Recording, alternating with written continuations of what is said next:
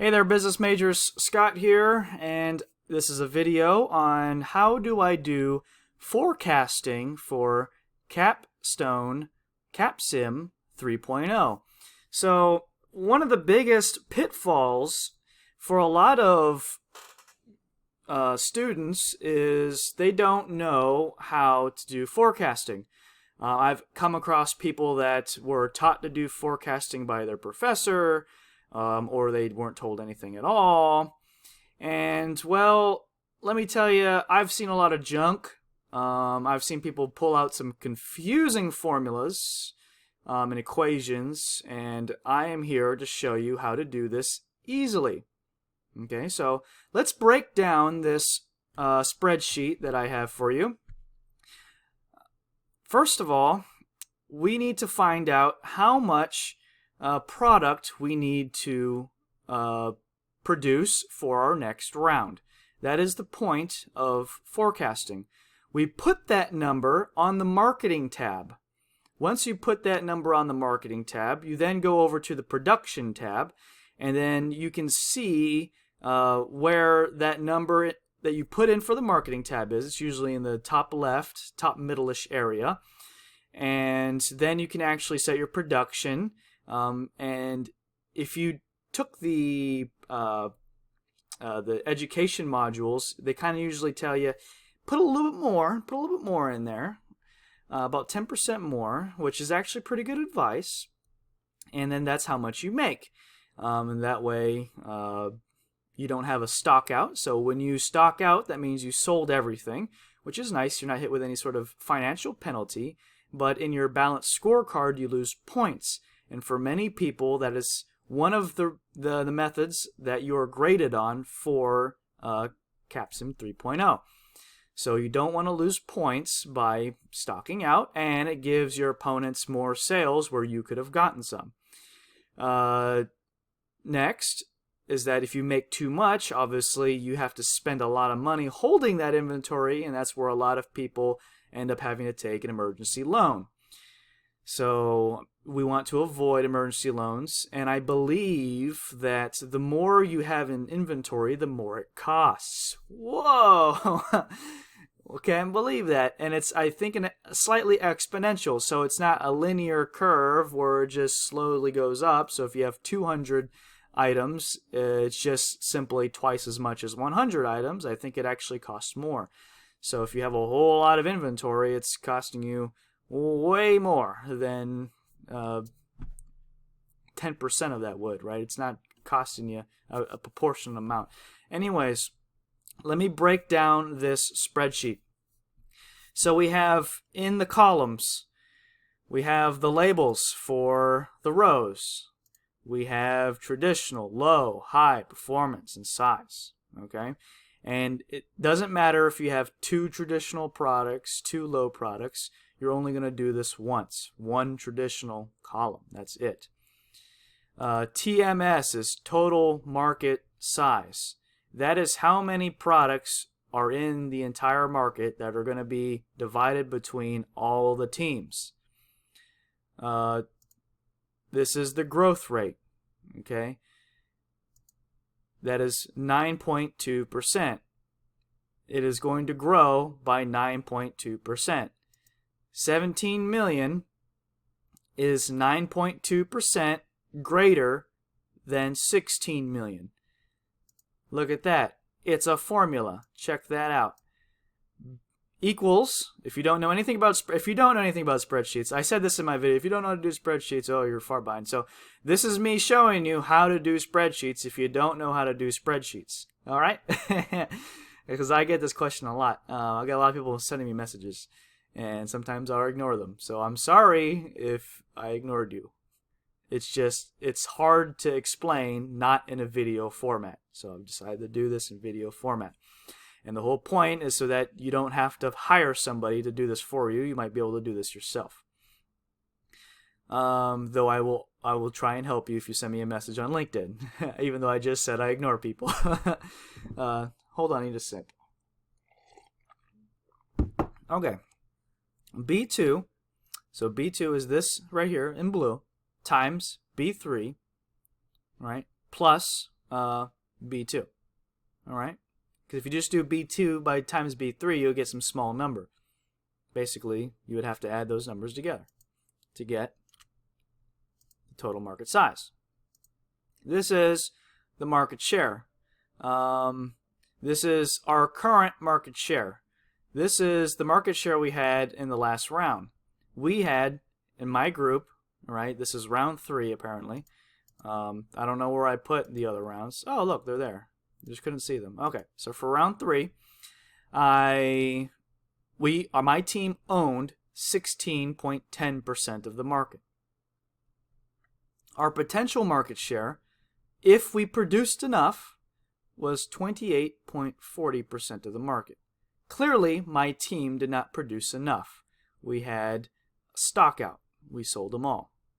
So we need to produce more. We have to increase our production capabilities, of which we did. So if you look here, oh, there's no round 4. Oh, that sucks. Or look at round 2. All right. Our market share was 11.5%. Our market share then jumped up to 16.10%. So we was able to increase. And we got to keep increasing. Our product is so good that that's what happened. So this is worst 1. Now, what is worst 1 and worst 2? This is our absolute most worst scenario. If our opponents do some really crazy awesome things that makes our sales go down. This is B4 times B5. B4, market size, times B5, market share. That's if we just do the exact same thing. B4 times B6. Okay? And then this is the average between worst 1 and worst 2. Okay? That's 10%. 10% more than what we did last time. So this 10% is for the bottom area. This is for this area. This is whole 1 area. Okay? These are different areas. Worst 1 and best 1. So middle. So now we're in the middle area. This is the average. This is about how much we're going to get. So if you go round 2, 2 million was for middle 1. Round 3, we ended up doing, let's see here, 16%. So we were at high 2 million. Okay, so you can tell that it's not perfect. If it was this easy, I mean, it would be too easy. So this is why I was in the earlier rounds a little far behind, because our forecasting, we did better than our forecasting. We were constantly doing better than our forecasting. Some people will constantly do worse than their forecasting. You don't want to be those people. Watch my videos and you won't be those people, hopefully. So middle 1 is B7 times B10 plus B7. So B7, it's right here, worst 1, times B10, 10%, plus B7. So 10% more than our worst 1. So 3,100,000 is 10% more than 2,800,000. Middle 2, can you guess the formula? Oh, it's just like middle 1, but I'll move down by 1 number. Okay? 20%, this is our best case scenario, right? Best case scenario. B7, oh, where we see B7 before? Our worst case scenario. Times B14. Where's B14? The 20% plus the worst case scenario. This is 3,300,000 is 20% larger than 2,800,000. Okay? Best 2 and then the average. So if you think that you're going to get your best case scenario, they're going to want to put in 4.674 million. Okay? Now for your forecasting in marketing, you want to put this number. Okay? When you are in the marketing tab and it asks you for a forecasting number, you put in this number, this average middle. And then if you believe that your company is going to do better, right, than you're forecasting, you want to actually produce this amount. So you're going to produce 400,000 more units, right? If you believe your company is going to do worse for whatever reason, your opponent's doing better, or you just not putting in the money to improve your product, then you want to do 10% worse. So you're going to want to actually only produce this amount. Or maybe you had a lot in inventory. You want to produce this amount. Okay? Average middle goes into marketing. You believe you're going to do well. Best case. You don't believe you're not going to do very well. Worst case in actual production. So that is how this spreadsheet is made. That is how you make it. Simple as that. Rewatch the video. And I go over, I break it down what we call, because I was in the Army, we call this Barney style. We break it down Barney style. A, B, C, D, 1, 2, 3. Remember the count? Yeah. Okay, so we do the count.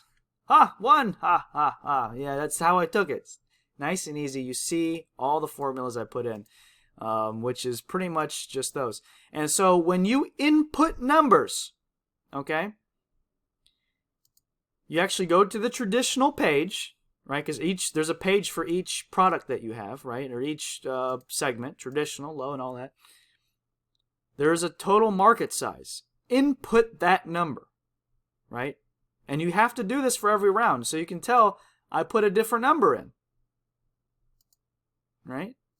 And you see here market size then became the total market size, right? The TMS. So go in, input that number, and then input the growth rate.